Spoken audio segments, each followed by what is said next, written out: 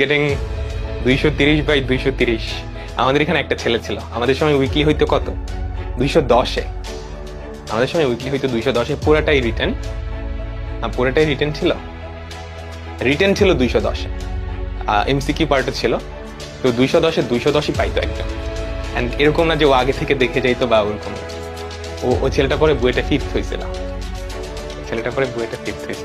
আমার average marks থাকতো 210-এ 190-এর আশেপাশে, 190-95 এরকম।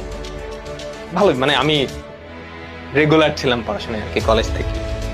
ঠিক আছে, তো যাদের মার্কস কম আসে উইকলিতে, এটা হতাশ হওয়ার কিছু নাই, কারণ ওখানে অনেক কঠিন, মানে আমাদের সময় অনেক কঠিন কোয়েশ্চেন হতো। তো বইটাতে এত কঠিন কোয়েশ্চেন করবে না। তো যারা কঠিন কোয়েশ্চেন পারতেছো না, এমনটা না যে তারা সহজ কোয়েশ্চেনও পারবা না বা মিডিয়াম লেভেলের কোয়েশ্চেনও পারবা না।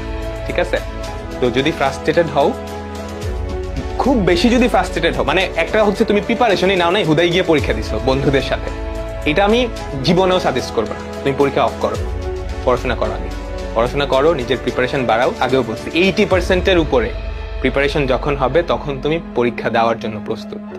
আদারওয়াইজ সবকিছু বন্ধ করে বাসায়, মানে একদম 100% টাইম পড়াশোনায় দাও।